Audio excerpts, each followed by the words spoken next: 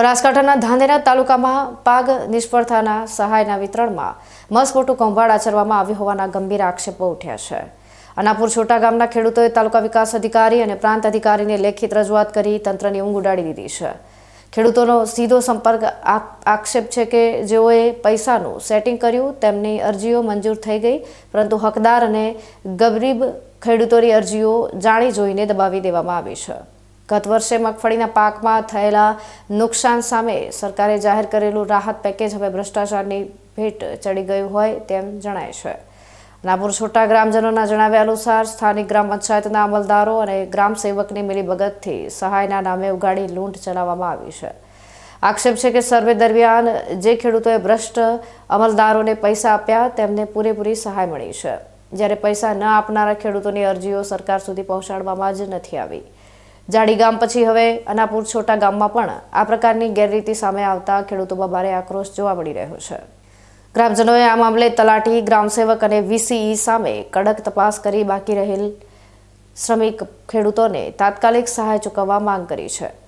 અમારે મગફળીનો પાક સાવ નિષ્ફળ ગયો હતો, છતાં અમને 1 રૂપિયો સહાય મળી નથી। જે લોકોએ તંત્રમાં બેઠેલા માણસોને પૈસા ખવડાવ્યા છે તેમના ખાતામાં તાત્કાલિક જમા થઈ ગયા। અમારી અરજીઓ ક્યાં ગઈ તેની કોઈ જાણકારી અપાતી નથી અને ન્યાય જોઈએ।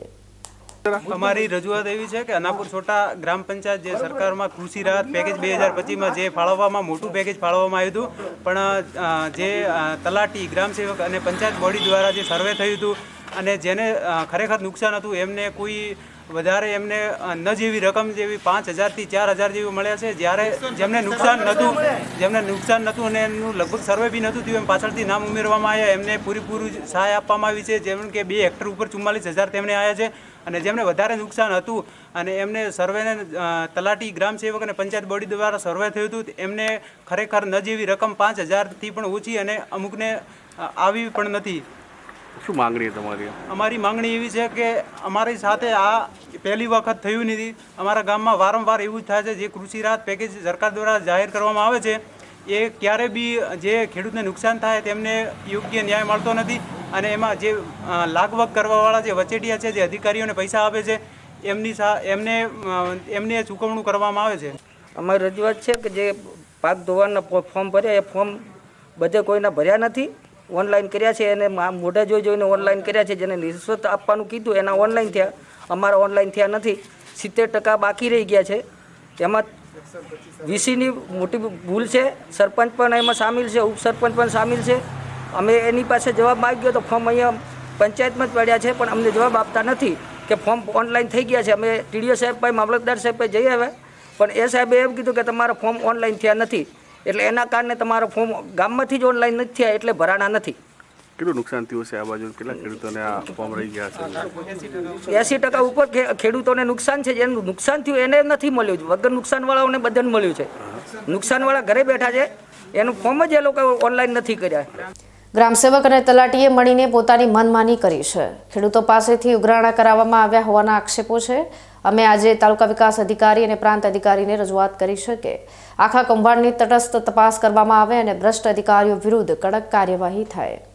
આપણે ખુશી શહેરનું જે પેકેજ જાહેર કર્યું સરકાર દ્વારા, એની અંદર સરકારે જે પૈસા ફાળવણી કરી હતી 2 હેક્ટરની મર્યાદામાં 44,000 રૂપિયા, એની અંદર ગ્રામ સેવકે ફોરમ અહીંથી ભરાઈને મોકલાયા છે, પણ ગ્રામ સેવકે એમાં સુધારો કરીને ઓછી રકમ મોકલેલી છે ખેડૂતોમાં।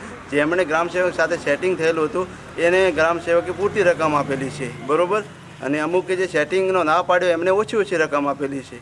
આ તો અમારી માગણી એ છે કે બધા ખેડૂતોને હરખા પૈસા આપવા જોઈએ। જેને વધારે નુકસાન થયું છે એમને જ સૌથી ઓછા પૈસા આવેલા છે અને જેને નુકસાન નહીં થયું એમને પૂરતી રકમ આપેલી છે 44,000 રૂપિયા। એ જ અમારી માગણી છે। શું સેટિંગ, કેવું સેટિંગ હોય? સેટિંગ કે પૈસાની લેવડ દેવડનું સેટિંગ કરેલું છે કે ફોરમના તમે કે 5,000 રૂપિયા આપો તો અમે તમારા ખાતામાં પૂરતી રકમ નાખીએ, તો અમે ના પાડેલી તો અમારા ખાતામાં પૂરતી રકમ નહીં નાખેલી। અમારે સાહેબ આવી હે થોડી, પણ અડધી આખી નહીં આવી, અમુક આખી આવી 44,000, અમારે 8,000 એવી 5,000 એવી આવી હે।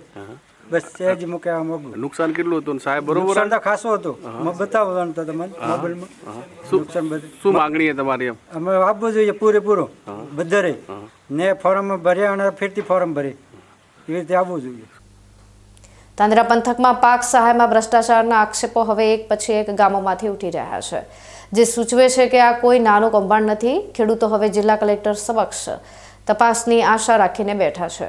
જો તંત્ર દ્વારા તટસ્થ તપાસ કરી નિર્દોષિત અમલદારો સામે દાખલારૂપ કાર્યવાહી કરવામાં નહીં આવે તો આગામી દિવસોમાં ખેડૂત આંદોલન વધુ ઉગ્ર બને તેવી પૂરેપૂરી શક્યતા છે.